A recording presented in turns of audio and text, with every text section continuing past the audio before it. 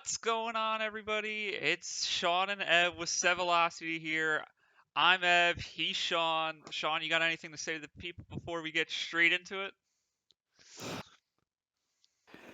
Hello, everyone. Let's just say I've been in a better mood, better state of mind, but I'm excited to be on SEVelocity as usual. Ev, just take it away. Yep. As you can see, he's wearing that beautiful Miami Heat red. We are in the middle of Saturday post game four of the series, but let's talk about some other stuff first.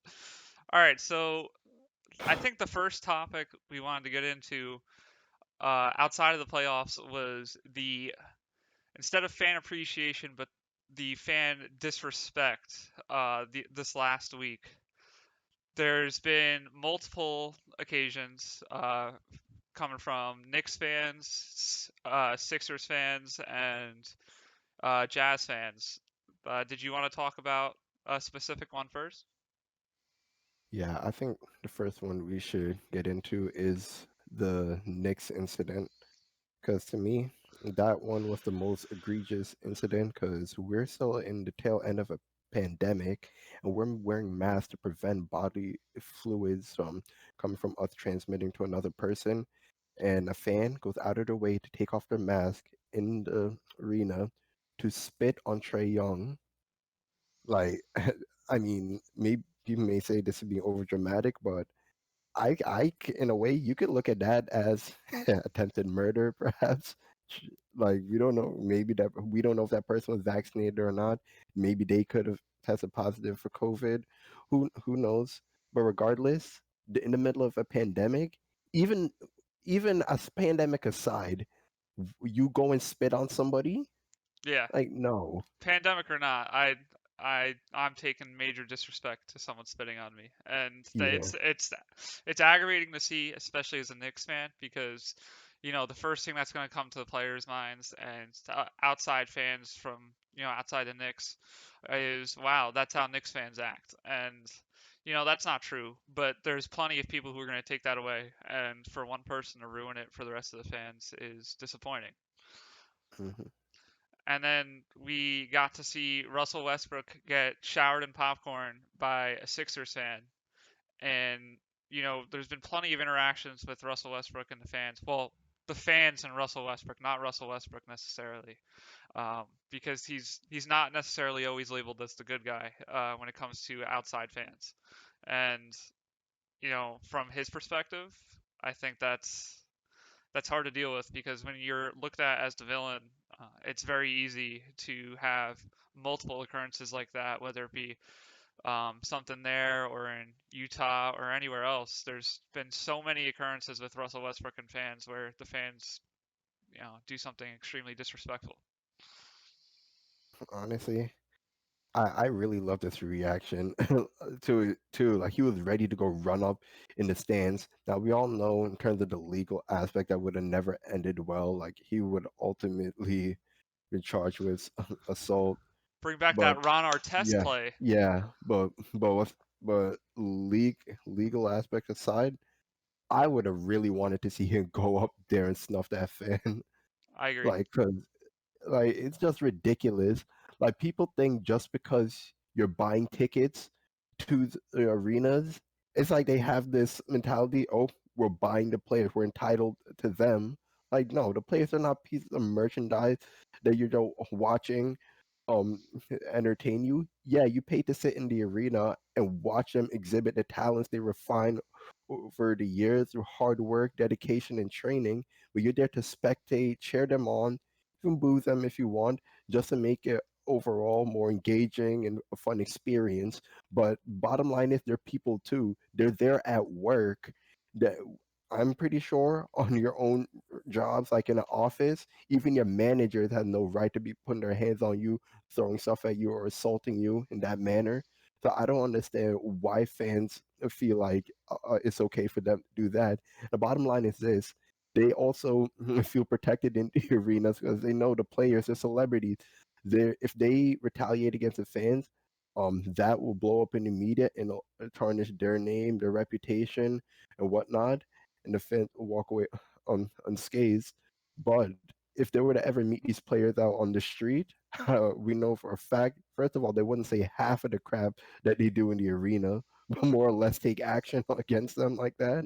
No, It's like it's one of those scenarios where if you compare it to like working, a normal job that's not professional sports, it's if you're working as a cashier or something, it's like a customer spitting on you or throwing popcorn at you. That's aggravating. And similar to them, you can't do anything because you're going to get fired if you go and retaliate, especially if it's physically. So you have to sit there and what is he to do about it? He can't just jump in the stands and beat up the person who did it or get into a altercation. It's unfair. They're painted into a corner where they're not allowed to respond to it.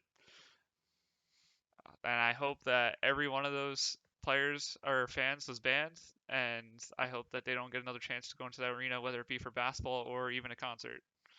it's funny. I heard Shaq say it on the TNT show. He brought up a good point. What they need to do, and Stephen A. Smith also brought it up, they need to get a headshot, a picture of those fans, and make it public, make a statement, and so that one, they'll be able to face the same ridicule that a player would if they were um on the opposite end, they were the aggressors in these situations, and also so that they don't find any loopholes to get them to sneak into the arenas somehow. Of course. Now, there was another scenario that we didn't talk about from the Utah Jazz and Grizzlies series where John Morant's parents were in attendance at the Utah game.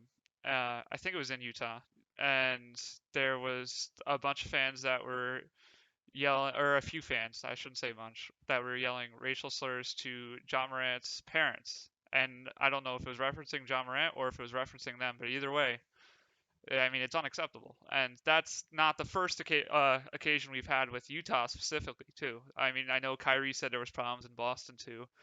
Uh, he hasn't said anything this week about there being an issue. He made a statement hoping that he wasn't going to run into any of those types of issues during the series. But Utah's been a destination for that problem at least a few times in the last couple of years, with Russell Westbrook being one of those people who had to deal with the same type of issues. Uh, It even goes a bit beyond that because because even after the Russell Westbrook issues, former players such as Derek Fisher, for example, said back in those days it was the same thing playing in Utah. You're the opposing team. It was always really tough because that fan base there, they're just despicable. yeah, and again, like I'll go out and say, of course, it's not every Utah Jazz fan, but there's such a such a big group where it's a common theme where it's coming from that organization a lot. And I don't know if it's the organization needs to crack down more on its fans, or they need to cast out those guys and make it public the things that are being said by specific people. But it's unacceptable right now, and it's happening too much. I think that's the case to make it public because in reality, it's going to be hard for them to really weed them out because at the end of the day, the fans are buying the tickets and you can't stop them from buying the tickets Yeah, and attending the games until, they slip up and they do something and you reprimand them for it later. So yeah. like you can't chastise them prior to the act. There has to be harsher repercussions, no matter what. Yeah. It's Yeah. just not enough right now because it's a common occurrence. It's happened in other sports. It's happening in the NFL too, but specifically at the Utah Jazz Arena, it's happened way too many times, and it's gotten to a point where people not only need to get banned, but it needs to be reported. It's Yeah. absolutely ridiculous. Yeah, that just go to show you also how fake those fans are. Because if Donovan Mitchell, for example, wasn't on that team, they'd be saying the same stuff Yeah, about him. exactly. I 100% agree with you. Now, uh, if you do you have anything else you want to talk about in regards to the fan altercations? No, I'm sure It's we'll see more, more eventually. yeah, unfortunately. So now that we talked a little bit about the fans, let's talk about one of my least favorite aspects of the NBA playoffs, and that is the referees. There has been some horrific calls. There has been some soft calls. There's been some revenge calls. all types of all types of different decision making from the referees that I wouldn't say is consistent in every game. Do you have thoughts on that? Yeah, that's absolutely it. Like people say overall that like the game today has gotten too soft, and they are to it has like to an extent, or a lot of physicality that the players could get away with in previous generations. It's not allowed as frequently now. But I don't think the softness of the league is a big issue. It's as you said, it's the consistency of the refs.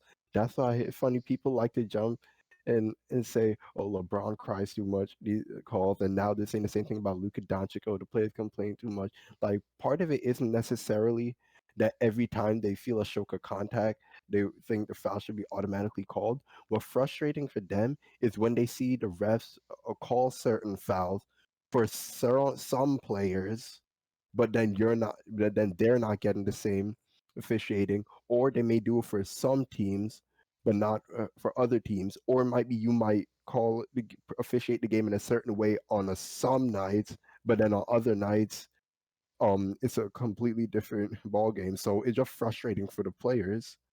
But Absolutely. at the end of the day, many fans they just look at the players and say that they whine too much. But I think the officials need to be called out and held more accountable now. And I also think it's a because we all know that nowadays the players like they have a huge influence on like the overall league structure now. But I think this is a way for the refs to, in a way, flex their power like over the players in the games as well. There might be a sense of arrogance at play there as well. 100%. And I think that you covered a good point because we've discussed this throughout the week while watching the games, and it's really easy to blame the players that are adapting to it, but you have to understand it's the way the referees are calling it. And if you're a player, if that's the way they're going to call it, you're going to adapt to it and you're going to make changes to your game to get those foul calls. So, Mhm. as a Knicks fan, watching Trey Young lean back, every single shot or bump into someone with his leg and draw these extremely soft fouls, it's really easy for me to get upset at Trey Young and flip out and watch him, bury the Knicks at the free throw line. But there's only so much he could do as a player. It's he's scoring, it's working for him. It's the refs' fault who are calling these soft fouls. So there's only so much you could do as a player without, recognizing that that's just basketball IQ and knowing the way that the refs are going to play out the series.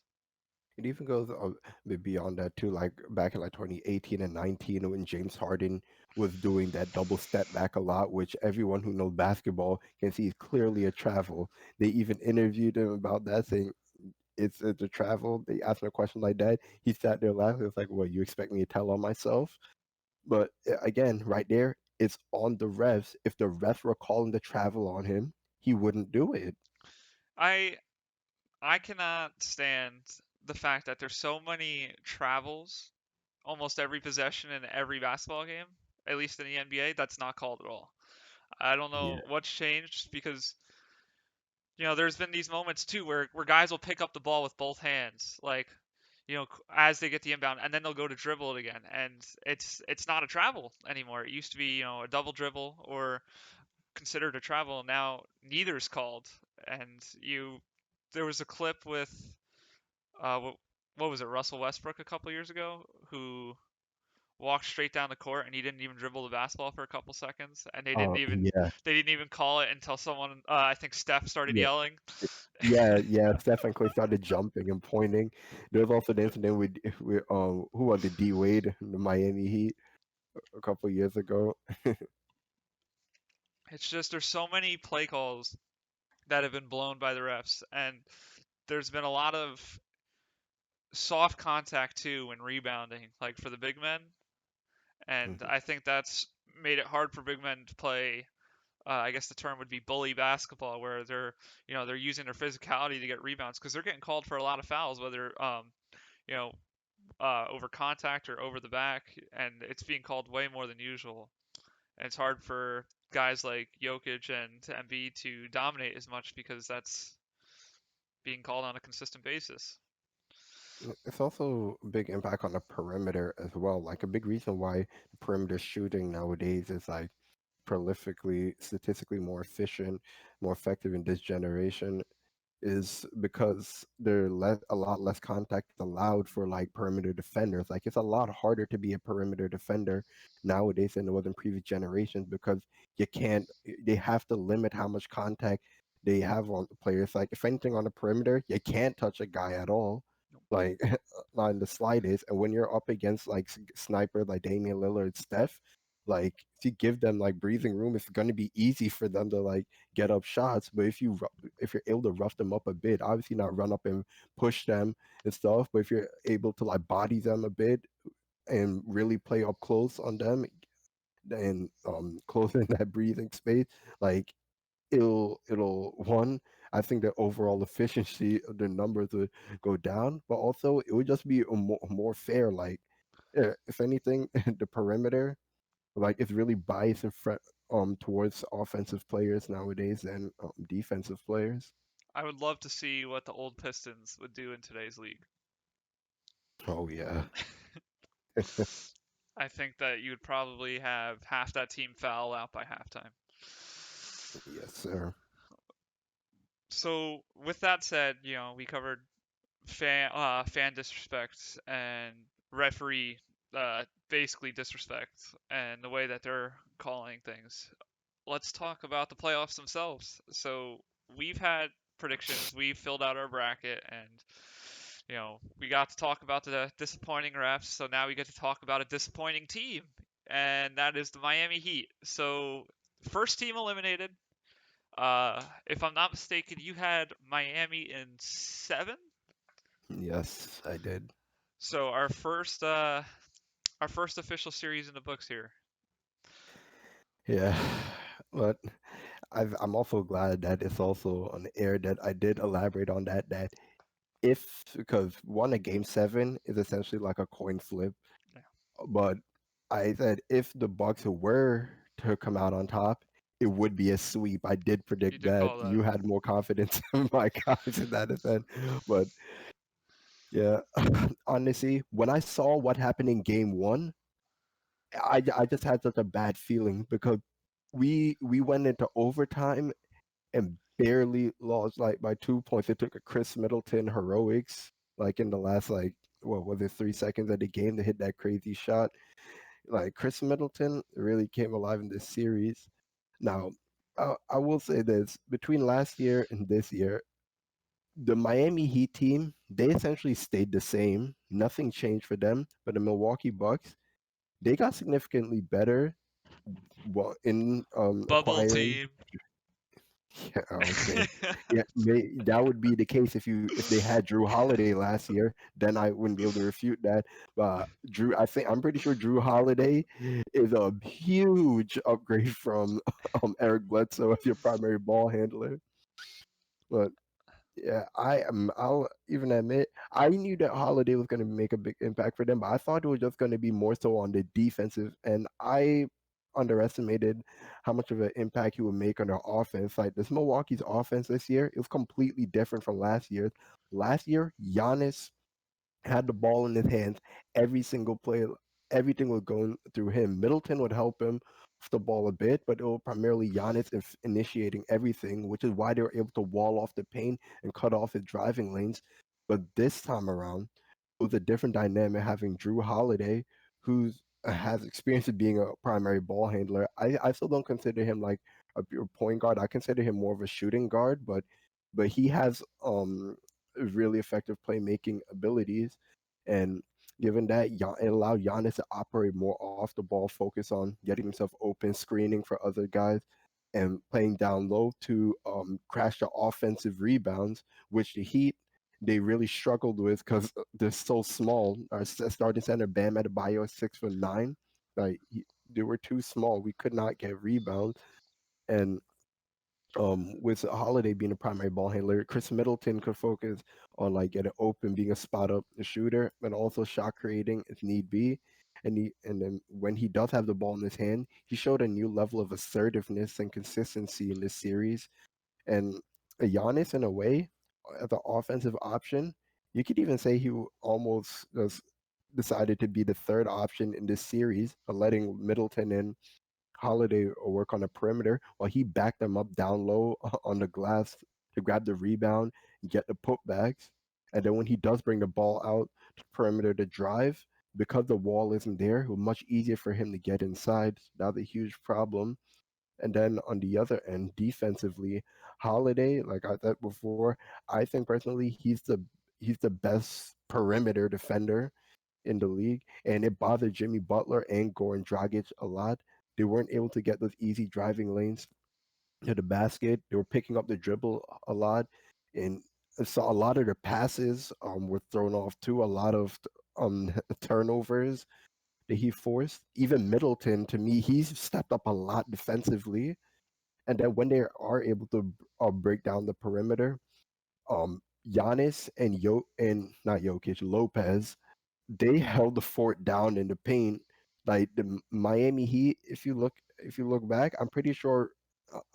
Maybe I'm just gonna throw a number out there. 80% of their shots came from either free throws or like jump shots or the mid range or three, because they could not get any layups. No. That team in Milwaukee's too tall for them. So the Miami Heat's biggest flaw offensively is without having that ability to rebound.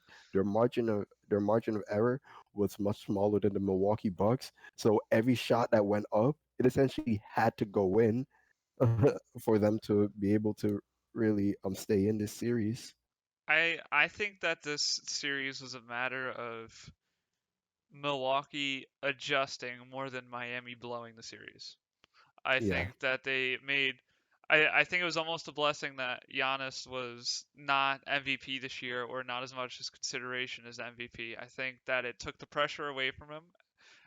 It allowed the team to set up more design plays to other players outside of him, like you mentioned, and not forcing the ball down Giannis's throat and forcing him to try to score every bucket like they had him do, I think, the last 2 years in the playoffs. yeah, and even assist on them. Like Drew Holiday, I think might have led them in assists. Yeah, and I do think that that wouldn't have worked well if Chris Middleton didn't show up, but Middleton showed up and performed way above my expectations because I kind of trash talked him a bit the last time we talked. I said that he needed to play better and he needed to be closer to a full-time all-star instead of like a part-time all-star. And I mean, Brooke Lopez is got to be, in my opinion, well, either Brooke Lopez or Drew Holiday is probably the MVP for the series for me. Not as in being the best player necessarily on the court, but being the most impactful in their position and affecting the way the other team played. I mean, the Heat got bullied down low, like you said, and there wasn't anything that they could do to change that. And then you had Drew Holiday, who's locking up your guards, and from there it was just play your game and we'll play our game. I will say, for the Heat, if I were to just pick any aspect of it, I will say the bubble did either help or they got exposed. Was Tyler Bubble Hero. team. Tyler Hero. Because honestly, as a Heat fan, even last year, I really was not a big fan of Tyler Hero. I do not like the decisions and shot selection that he makes. Even like that one game where he scored, I think 39 points, and they said that was, broke Magic Johnson's record, and a lot of hype came over Tyler Hero with that, saying, "Oh, he's gonna be a superstar one day." I would never sold on it. Because I even watching them against the Lakers, he was practically a no-show there. And then all year this year, he's been practically useless. And there was a lot of hype around him, calling him a sharpshooter and stuff. I never ever considered him to be a sharpshooter. The only person on that team I've ever said that about was Duncan Robinson. I'll have you know that I know it's not you because you'd never say that. I had to listen to a few Miami fans on social media tell me that Tyler Harrow was better than RJ Barrett, and it really hurt No, me inside. Just no, because they were from the same draft class. So yeah. Well, like honestly, Duncan Robinson, I've said it underrated. all year. He's more valuable to that Miami roster than Tyler Hero. Like while the trade deadlines are going on, I've been saying if I were to pick if I had to pick the guys that we do not touch, like in terms of offering for trades, Jimmy Butler, Bam Adebayo, Duncan Robinson, and Goran Dragic. Goran Dragic was the question mark for me only because he's older now. He's 36. He's still playing like really well, but eventually you don't know when he's not going to be as effective. But in terms of his game, unless you can find someone that can definitely replace him, the impact he comes off the bench with, Consistent. even he's a lock for me as well. It's weird. He started today and it was a pretty rough game. Like he played okay, but Kendrick Nunn started all series and didn't do nearly as well. And Kendrick Nunn came off the bench today and outperformed Dragic. But I would still take Dragic for the most Yeah. part, consistency wise. The last, I'm trying to think off the top of my head what I was going to say. I don't remember. But I think that, if you had Victor Oladipo back, I think that you guys would have lost in five. Yeah, yeah. I was gonna say Victor Oladipo, we don't unless if he was still like the Indiana version of himself before the injury and stuff, then I think the series would have been different. But with those injuries he's had, first of all, he would need time to recover to get back to like real game shape. But in even when he is, we don't know like what his ceiling is Yeah. going to be at this point. So I don't think he would have made that much of a difference. And plus being fresh on the court, you don't know if he's going to shoot, 8 of 10 or if he's going to shoot 2 for 12 or something like that. Yeah. You have no clue what he's going to do. By the way, I saw a Luka Doncic photoshopped in a Miami Heat jersey. It looked pretty good. I'm not going to lie to you. If that happens, I might come on the air and cry. Well, hopefully that never happens because I We're would. winning. Yeah, We're winning a chip then. you can settle down. So the next series, let's talk about Boston and Brooklyn. I feel like just that's probably the first one we should start off with. The big stars, I Jason want to. Tatum. Yeah, I want to go start with that and admit I was proven wrong in that series. I was proven right in the sense that I predicted Boston would get a game, but in the previous episode I said it had to be game one because I thought that Kyrie, James Harden, and KD would only get better from there because since they had minimal time playing together, I figured they'd only get better. So game one would be their only opportunity. But Jason Tatum exploded for of 50 points, and Kyrie played a terrible game. I And honestly, Kevin Durant's shot selection towards the end of that game was costed them as well. I think it's crazy that I mean you remember game one. Boston was up 15 if I'm not mistaken at some point. So we were we were game one away from us talking about, oh, the Nets might be overrated. They're down 2-1 in the series, but everything quickly turns and they blew that lead. They lost the game and then they lost the next one and it was 2-0. Now they got one game, but everyone was expecting them to get swept. So it's interesting. I think they're performing as well as they can. I think that Jalen Brown might have made the series game five, but every game be close. I mean, Yeah, now we're going to reach game five no matter what, but I think a few of these games are going to be blowouts in favor of the Nets. I don't think that, KD scoring 40 and I think James Harden scored like 38 or something, or they both scored yeah, 40. Uh, yeah. They were both in the 40s, I think. I don't think that's going to happen necessarily again. I think you're going to see other guys score too. Like Joe Harris didn't have a good game. I don't. Well, I don't think we're gonna see Kyrie shooting like 16 points and like 5 for 20 or the Yeah, field. I might be exaggerating, but I know it was a low percentage yeah, he and played low the worst scoring out of the total. three easily. Yeah, it's terrible. But I mean, best player on the floor yesterday had to be Jason Tatum, no doubt about it. And Yeah, I've given him a lot of hate, so I'll give him some credit. I believe I had them getting swept, so they already proved me wrong somewhat. But I don't think it's going to get much further than Game Five. oh yeah, they got their win, and now they can go home. By the way, where's Kemba Walker? Kemba, yeah, that's right. Again, Kemba, he's just clearly gone. Like Yeah, we'll never see that Charlotte version of Kemba again. I just don't. I miss I know he Charlotte got. Kemba. I know he got injured like when he first arrived to Boston. and but apparently I don't remember exactly what the injury was. I know he missed like half the season, but he just couldn't bounce back from it. It hasn't been the same. It's unfortunate. Yeah. I don't think there was any chance, even if they had, last year's team with Gordon Hayward or anything. I don't think there's any chance they'd beat this team. Uh, it's just an unfortunate first series, but that's what happens when you have a really bad season and you put yourself in the play-in. You're gonna Mhm. be bound to face one of the best. So let's talk about. Do you want to talk about Philly first, or you want to talk about New York first?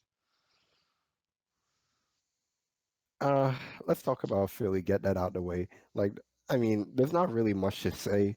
I personally have not been watching that Philly series that closely. I've been watching it here and there, because honestly, I don't. I honestly don't think it's really worth watching that much because it's just such a mismatch Yeah, there's. against the Wizards. Do you know if Russell Westbrook's going to play tonight? I know he was questionable, and they said, I'm not sure. I know he sprained his ankle. okay, I'm not knowing him how stubborn he can be. I feel like if he he doesn't might. play tonight, Yeah. then Bradley Beal's having 50 tonight. I guarantee it. Nope, Ben Simmons is gonna lock that down with Who? Westbrook not there. If Ben Simmons, Defensive Player of the Year, he's gonna lock that down. Well, Ben Simmons better lock up in defense because his shooting doesn't help. So I guess so. He's not even our third option to score the ball, so that's why it doesn't matter now. I'm excited to see the next round for Philadelphia because I'm going to assume that Philadelphia advances, and I want the Knicks to face Philadelphia in the next round, but it's looking more and more Me like the too. Hawks, and I'm not very happy about that. So with Ice that, Trey. yeah, we could talk about Trey Young and the Hawks against my Knicks and the disappearance of Julius Randle. I don't know if you've seen him. He's lost. I can't find him anywhere. Uh, Yeah, I have to apologize for, I guess, the blasphemy I articulated last show when I was trying to compare the two teams for simplicity's sake. I said Trey Young and Julius Randle are about on the same level. I'm sorry, Trey Young. Yeah, it was just to give the audience an idea of like the comparison of the two teams and what you had around you. But the Knicks do have the better squad, but between the two teams, the Hawks do have the best player. I agree. I think that the problem isn't necessarily Trey. I mean he's scoring a lot of points, but that's what you expect from him.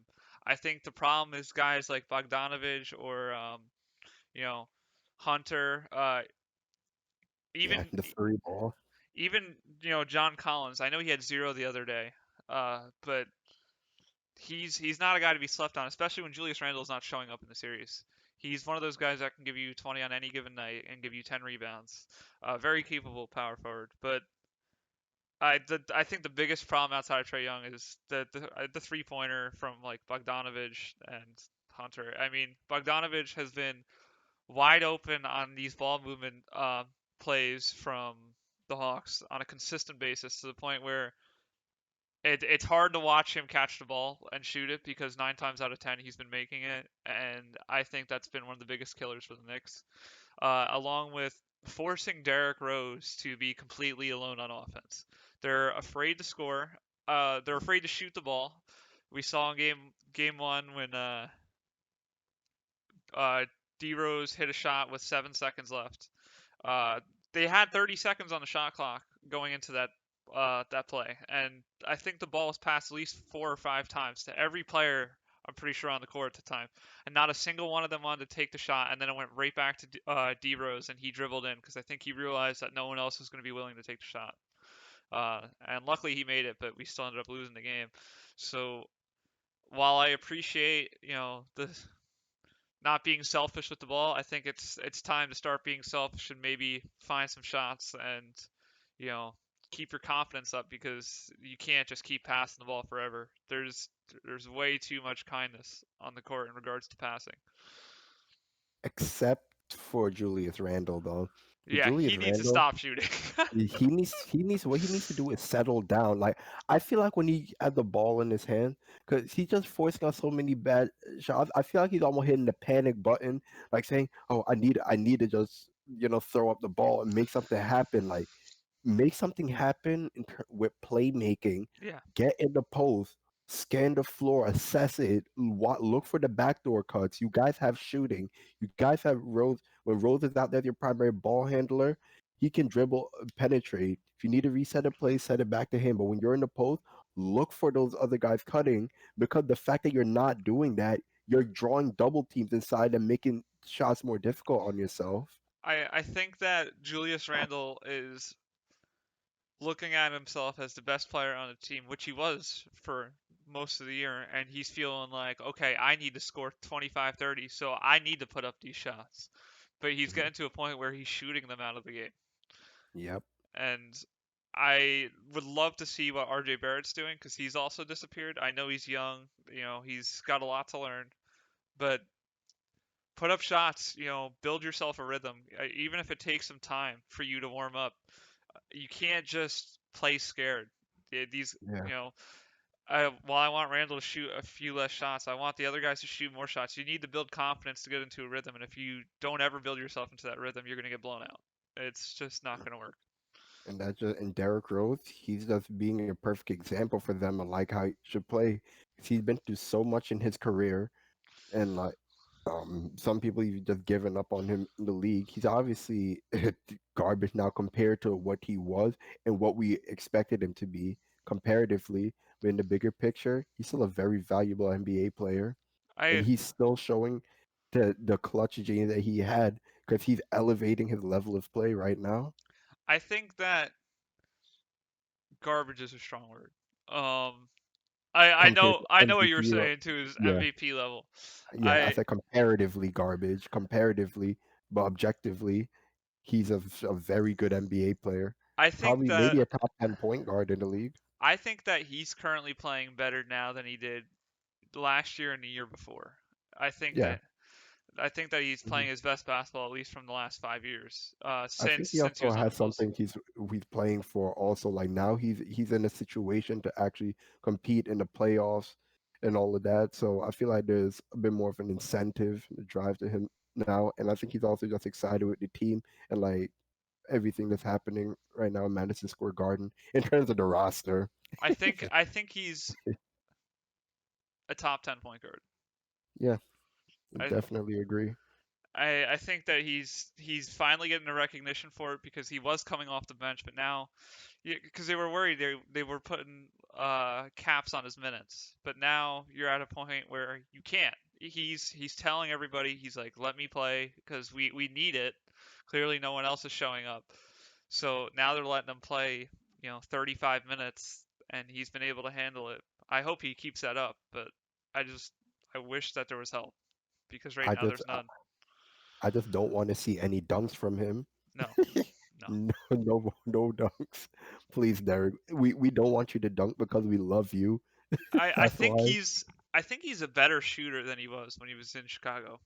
Like he used to shoot a bit, but he was very much drove into the lane. But now he's able to take and make threes on a pretty consistent basis. I knew he was able to when he was on the Bulls too, Mm. but he's been way more consistent at least with the three ball. Yeah, I mean it's also a shift in the generations. Like Yeah. back then in his younger day, that's when it was a lot mid range and paint heavy. Now it's the three ball, the 2K era, essentially. So knowing what you see now from both the Knicks and the Hawks, if you could go back in time, what would you say for the series? You know who I picked to win it all?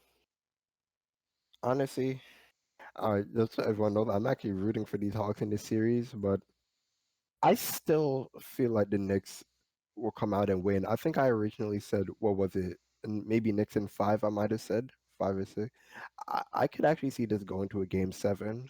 I think that the longer the series goes, the better it is for the Knicks because I think they're better conditioned. Yeah, I think that they're, yeah, I mean, most of them, Julius Randle, like we've talked about, Julius Randle and RJ Barrett have played the most minutes in the NBA this year, so they're very used to playing full games and having to play um, way more than most players. So I think that if they can get to game 6 or 7, it might be a little bit more tiring for Atlanta than it is for them. and that might Mhm. be able to turn around the series. But I think they really need to take the game in Atlanta on Sunday, or Monday, or else they're in big trouble. Oh yeah. Um, so now let's shift towards. There's no other East But, games, right? No, yeah, to the yeah, West. that's all done. I have a special request to start off with Oh no. the Clippers and the Mavericks. Okay, we'll save the Suns and Lakers for last. Um, I'm gonna tell everyone right now. I am furious. I know I initially said I picked the Mavericks to beat the Clippers in the game 7, but after the Maverick had their 2-0 lead, I started to believe they could sweep the Clippers, and I'm furious that the Clippers got that one win. I wanted to see the Mavericks sweep them so badly, but I'm still picking the Dallas Mavericks to beat the Clippers.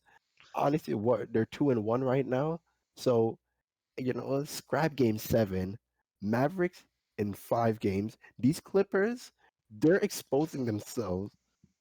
Like there was just so much hype around them last year.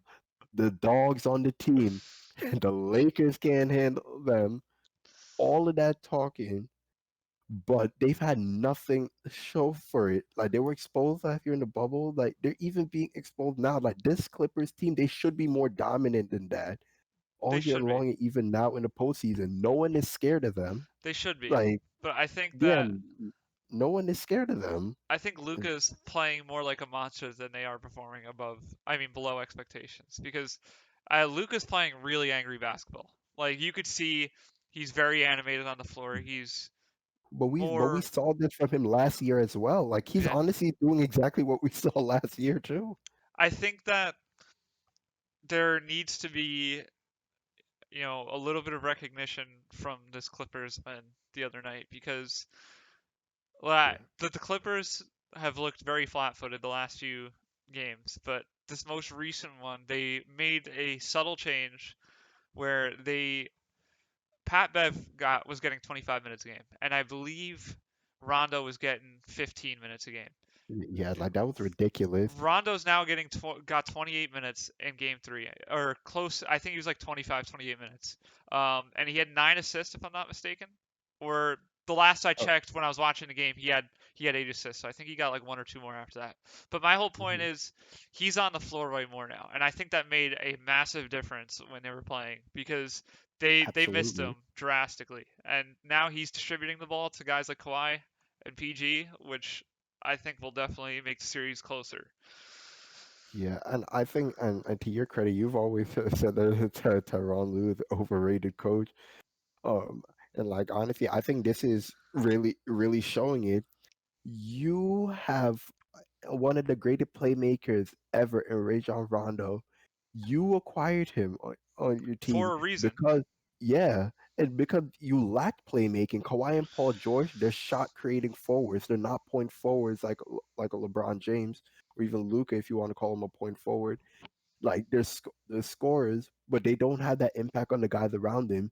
So you bring in Rondo so that they're not forced to be in that role, and they can also focus on getting open. And you're wasting him by having him on the bench for what, playing only 15 minutes a game and It's giving more minutes to disrespectful. Patrick Beverly. It's And like disrespectful. honest and honestly, and they can't even use defense as a reason because Rondo is still a stellar defender. Yeah. I'll say he's a better defensive player than Patrick Beverly because as Russell Westbrook just said that Patrick Beverly is an overrated defender. He comes out with energy. He gets in players' heads. He's annoying to players, but he gets so many fouls drawn on him and does so many unnecessary plays. But offensively, he's useless compared to Rondo. I think that's the issue too. Like Russ called him overrated, and I think it is because he gets into people's heads. So once you get past that stage where you're not letting him get into your head anymore, and you're just focusing on your game, which I've seen a lot, Pat Bev gets cooked, Yeah, by the star that's he's guarding. If yeah, once they start ignoring him and they don't care, they start cooking him, he becomes quieter and you're in his head. So I personally think that I thought it was pretty clear that Rondo should be getting significantly more minutes than Pat Bev was getting, but apparently Tyronn oh, Lue You know, And for the Maverick, we definitely have to show love and credit to Tim Hardaway Jr., Dorian Finney-Smith. You're gonna need to help me out on that. I always forget this guy's name. He's usually when Luca's not handling the Jalen ball. Brunson. Yes, him. A lot of love to him. And I'm gonna say I've been kind of disappointed in Kristaps Porzingis. I'm No, not gonna yeah, say he's been. I don't. I'm not gonna say he's been garbage in this series. He's just been okay. under expectations, but still playing pretty good.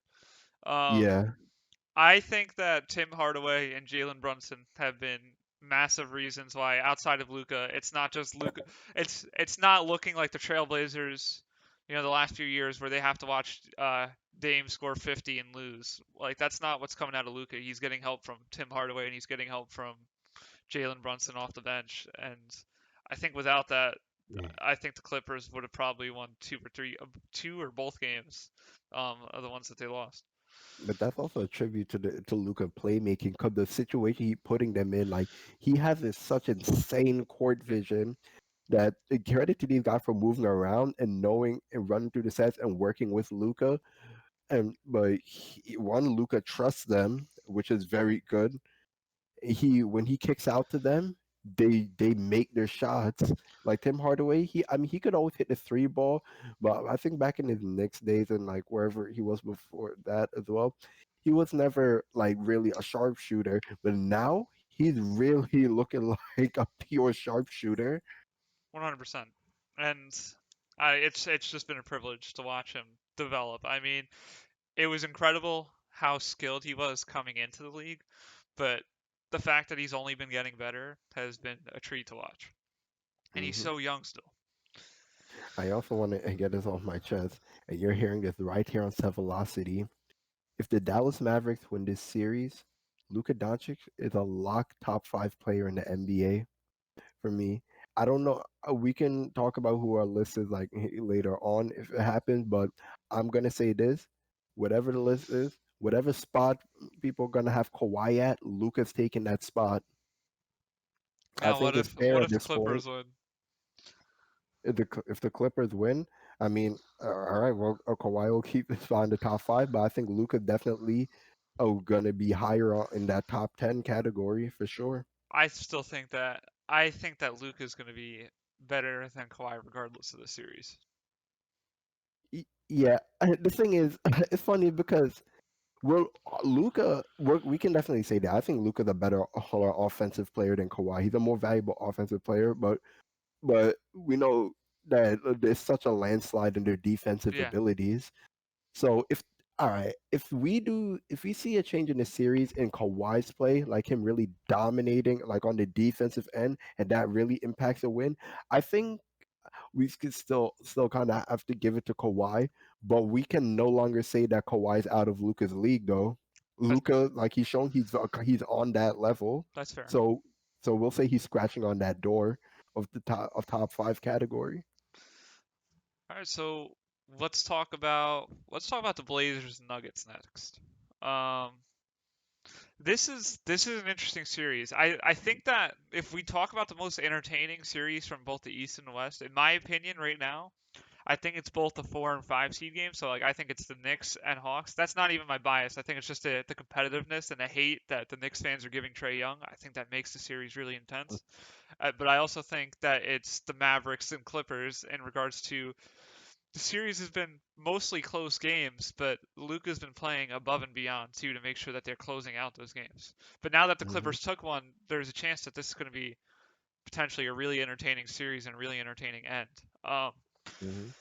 the there's not been as much attention around the Blazers and Nuggets without Jamal Murray, but with Jokic and going against Dame, it's been it's been entertaining. I mean, you're watching two different aspects of the top level. So like you're watching, a top two point guard, at least in my opinion, probably behind Steph, Hmm. versus a top two, potentially top one center. Um, Completely different ends of the court, and it's it's entertaining because they're completely different aspects of basketball. You're watching a big man dominate down low, and then you're watching the point guard dominate the backcourt, and find open looks and find open players. And I mean, Jokic has done that too, but it's just two different aspects of basketball that have been enjoyable to watch. And there's been key performances from I think both ends that have changed the series. Like I think Aaron Gordon being able to guard Damian Lillard has been really interesting, something that no one anticipated. Because he's guarded him better than uh, I think Campazzo was guarding him. He's for a power forward, he's kept up with him pretty consistently. But also at the same time, I think that the Nuggets aren't scoring enough to be a legitimate threat if they make it to the first round. Like I think Jokic is still going to need help. I think Michael Porter's playing well, but I don't think he's playing well enough. And that's not on him. He's young still, but it's not enough for them to make it to the finals or anything. Yeah. I honestly don't have too much to say about this series because I haven't watched like of all the series. Other than the Philly one, this is probably one of them that I've watched the least. But it is like as you said, it's the opposite styles of play, and making it such a great series. A point guard versus the center, literal polar opposites in position. But we're seeing well between the two stars, Damian Lillard and Jokic, we're seeing like versatility in their respective positions. Mm, But yeah, I Aaron Gordon guarding Damian Lillard. Like if I were to see that on paper, I would say You'd that laugh. coach on Denver needs to get fired. Yeah.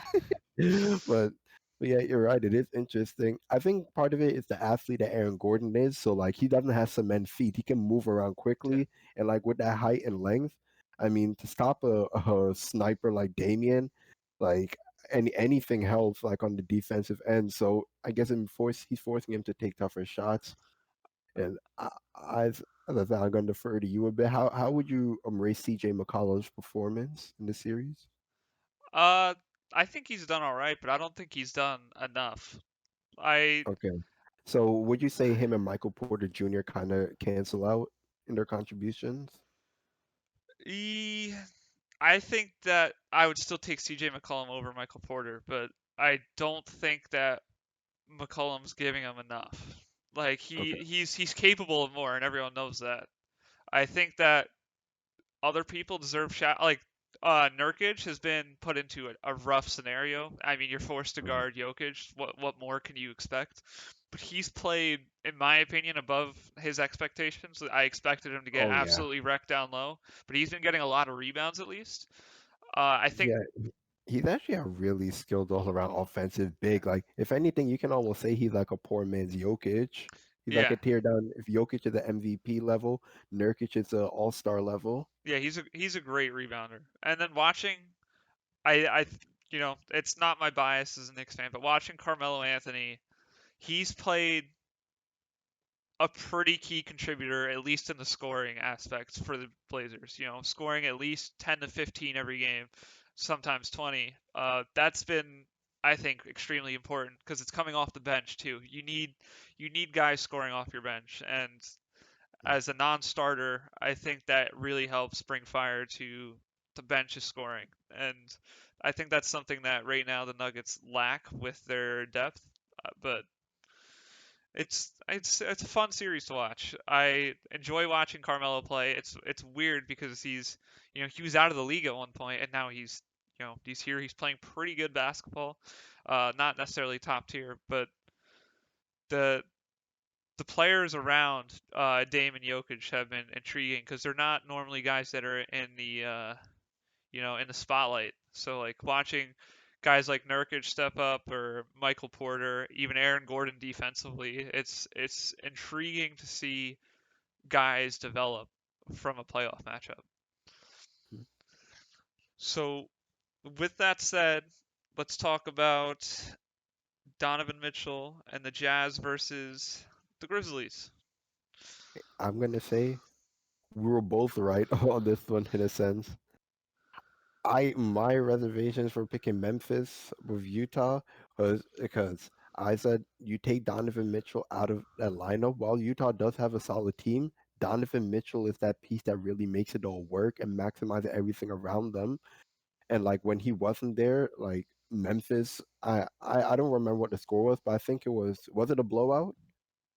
Or was it a fairly big lead, like double digit, like 10 point maybe difference? I think it was a fairly close game, like around 10 points. 10 points. Okay. Yeah, Memphis. I mean, Donovan Mitchell is their closer on that team. So when you take away their closer, when it comes to crunch time, um, yeah, it's gonna hurt you a lot. But then we saw with Donovan coming back, as you had predicted that he would come back at some point. Um, I wasn't necessarily convinced that when he came back, it would necessarily have like the optimal impact for them because he's gonna have to get some more games under his leg. But he came back playing like really well, better than I thought, and we saw it made a big impact on the team. Like when you have your guy out there with you, the star, the other players around them, they come out playing with more confidence, and they ended up beating Memphis. And now game three, and this is going to be really interesting. I'm still not falling off on Memphis of taking this series, but I don't remember how many games I had them winning in either. But honestly, this series, I'm gonna say it's gonna go 6 games. That's But fair. I'm taking Memphis Yeah, because I feel like if it goes 7 games, Utah would be at the advantage because I think Donovan Mitchell just gonna keep getting better and better in the series, and then collectively the Utah Jazz will get better and better. if I'm not mistaken, let me double check. I had Utah in 6. I think that if I could change it, I would pick Utah in 5, only because Donovan Mitchell's back. And Mhm. I think that watching John Morant score 50 the other night with Donovan Mitchell back and still not having you know, a game that was it was close for the most part, but you could see the matchups were not comparable. I think that watching John Morant put it all on the floor and watching them still lose told me that Donovan Mitchell back is going to be extreme struggle for them. I think that there's probably no way that they're going to take another game after what I watched, and unless John Morant goes for 60, I, I You can't. you never know. It's it's an interesting dynamic. I mean, there's so many. I think the Jazz is probably the deepest team in regards to every player. Like you have so many good players. Like not great, but good. You have Bogdanovich, you have Joe Ingles, you have Jordan Clarkson, the sixth man of the year, and not to mention Mike Conley, Gobert, and Mitchell. So you have it's I personally compare it to almost like the Nets bench and lineup. Like, I don't compare Harden, Irving, and KD to those guys, but in regards to their depth around them, they have a lot of talent, and I don't think it matches up anywhere near to the same level as Memphis. And by the way, Memphis lost by 12, so it was somewhat close. Okay. Okay. But I think Donovan Mitchell is only going to get better. Yeah. He's only going to get warmer, and because he only had 25, if I'm not mistaken. Yeah. But it's a good series. Out of your perspective, what has been your favorite series so far? My favorite series, honestly, it's probably been the Clippers and Mavericks series. I agree, it's definitely up there. One of my top two. But second for me is the Lakers and Suns. The Lakers. Let's go straight into that. The Lakers Yeah. and Suns has been a heartbreak to watch It's been because a heartbreak, yes. the Suns in the first game had me convinced that this series is going to be legit. I think the Suns are going to potentially be able to take the 7 games, win or lose. After game 3, I am very worried that DeAndre Ayton's going to get bullied by Anthony Davis down low. It didn't look like that was going to happen game 1, but then game 2 and 3 have told me that AD is no longer playing around. He's perfectly fine, and he's all business now. I don't know what LeBron told him or, you know, what Frank Vogel told him or anybody, but his game 1 versus his game 2 and 3 have been vastly different. I don't think anyone told him anything. I think they asked LeBron this. LeBron said he honestly didn't say much to AD. AD even said no one said anything to him. He said LeBron looked at his face. And he said he saw AD like he Livid. was down in the first two performances. Like he even said that loss was all on me. And he said he was the last person to leave the gym. Like the buses that had to wait for him because of like frustration. Which honestly I like that. That tells me that shows a That he greatness cares. right there. He holds himself Yeah, accountable, I and agree. he went out and meant business. And yeah, and with the Phoenix Suns, ever saying he did dominate and destroy DeAndre Ayton, as I expected him to. I'm pretty sure you would expect him to, given where they are in their careers as well. But that's no disrespect to Ayton at all. Aiton is playing extremely well in the playoffs. He's shown he's not scared of Anthony Davis. He's out there playing confidently, and he's being consistent from what he was doing in the regular season into the postseason. And this is his first year in the playoffs as well. Like it's incredible. I think the And absence um, but but not the heartbreak without CP3. Like that it's gonna change a lot of things, like their playmaking has is significantly diminished without him. Now Devin Booker like has to play the role of being a playmaker and scorer when he's more so like a pure scorer offensively, a shot creator. But I believe Chris Paul is supposed to be playing in the next game. Um, but again, we don't know like necessarily how effective he's going to be, and this is what's plagued him like for his whole career, like constantly getting injured in the postseason. if he's not But healthy, I don't think it's gonna go to Game 7 anymore. I no. think I initially picked the Lakers like maybe in five, and I'm still gonna hold that because if we seen LeBron and Anthony Davis especially, they've just been getting better like the games to go by, and if they continue that trend, we're gonna see those two playing at peak performance, and it'll be too much for these Suns, especially with a hobbled Chris Paul.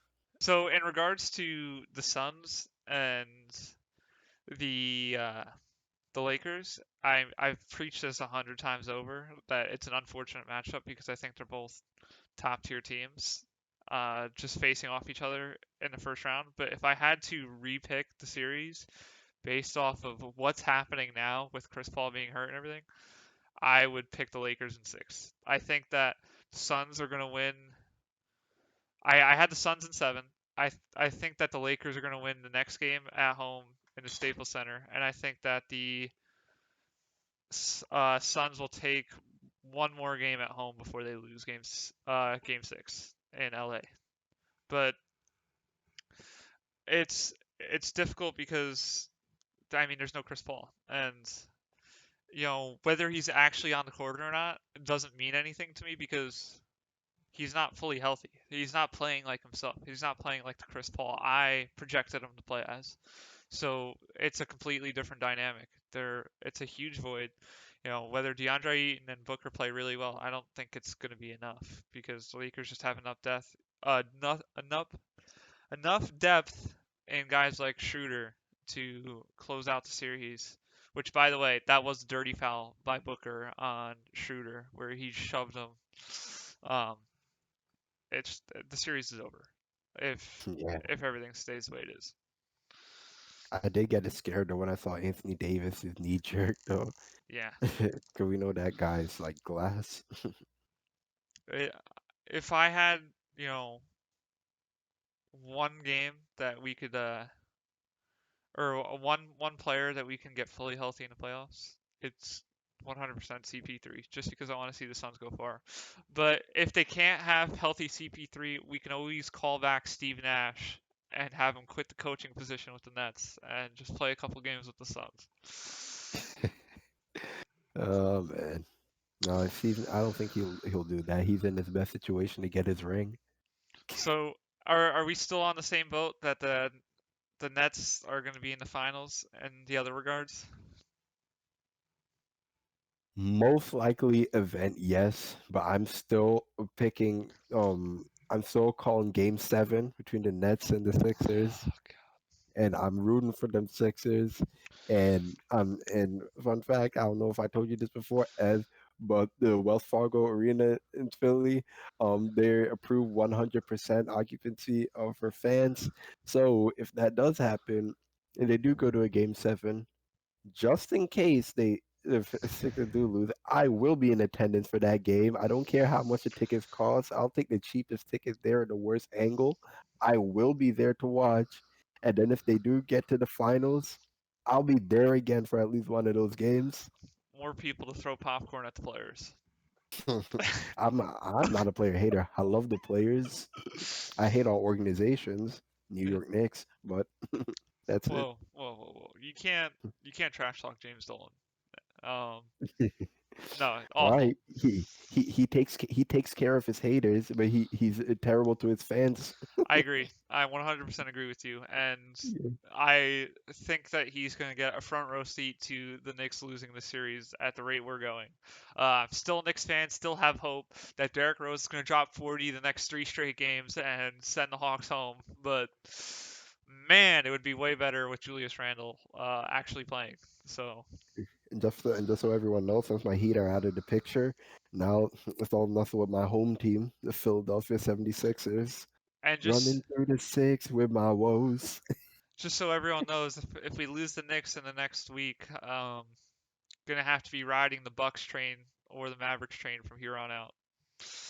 All right, let's say we'll separate East and West. You'll say Bucks East for you, Mavs West for you. For me, West will be Lakers, but East. I mean, I'd honestly love to see that. Um, hey, if we do get past, oh, you would have to get past Brooklyn.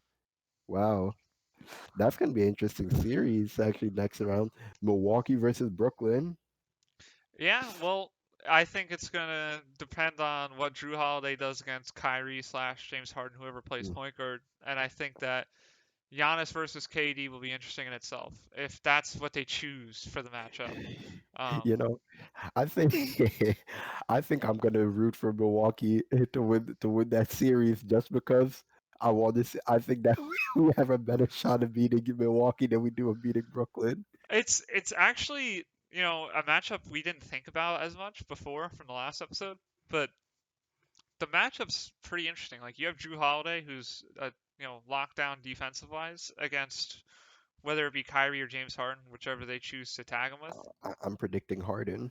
I agree. But I wonder where Middleton's going to play. Is he going to cover Joe Harris or is he going to cover Kyrie or Harden, whichever one Drew doesn't get?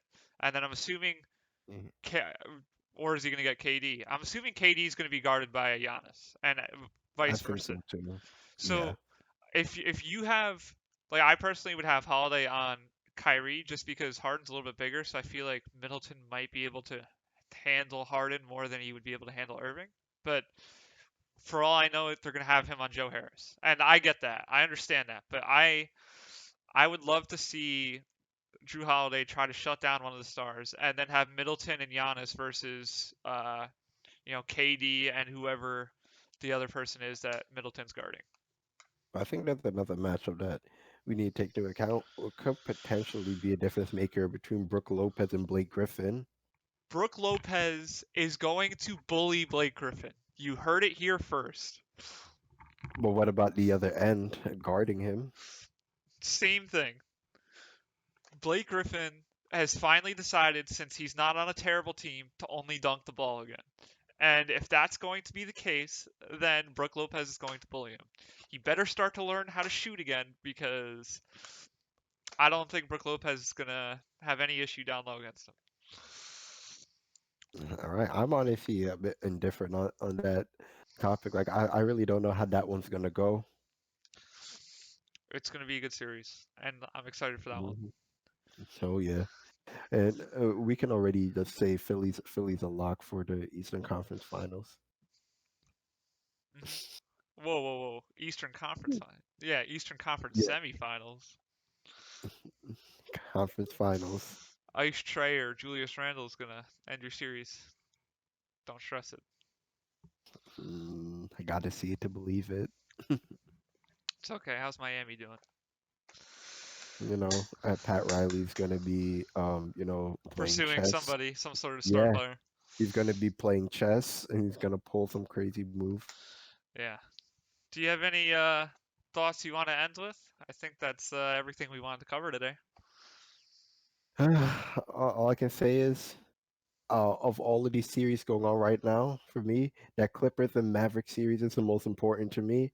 I want Dallas to end this series ASAP so that Luka Doncic can officially, unrefutedly be a top five player in this league. And also, if all of you out there who um said that Kawhi Leonard was better than LeBron last year because he was injured. All of that noise, Kawhi is people saying LeBron were running away from Kawhi. They're the new king in town. The New Balance commercial with the kicks, the Uncle Dennis drama, all of that talking. Other than Stephen A. Smith and Shannon Sharp, I really haven't heard much people like bringing that, mentioning that again and holding Kawhi accountable to those words. Yeah, they say that Clippers folded, but if the roles were reversed and there was LeBron James, how LeBron James loses a game, he's falling off the cliff. I want you all to have that same energy towards Kawhi. They lose to the Dallas Mavericks and Luka Doncic. I I just want to agree. make that clear. I agree. I'm with them on that, and I hope, but I am a little bit different. I do want the series to go to 7, but regardless, I'm excited. Let me also say I do not hate Kawhi at all. It was just that drama. Like I like Kawhi's game a lot, but Sure. I think Luca is coming, and you're hearing it right here. I think Ev might have share this opinion. One day in the next generation, Luka Doncic will be the face of the NBA. Best player in the NBA in 5 years. Yeah, yep, he's coming. You heard it here first. All right, well, you know, we're gonna wrap up the episode. We're coming at you once a week with new content, new stuff. Like, comment, and subscribe. What more can I say? Topics, anything you guys want to talk about basketball wise, we'd love to cover it. We anything NBA, we're into it. So Yeah. please give it a comment, a like. Definitely, like especially topics. Give us topics that'll help us make the show more entertaining for you. It'll give hell. You may even give us stuff that we didn't think about either, and we may learn something new also. Yeah, So be please, vocal. So without further ado, signing off.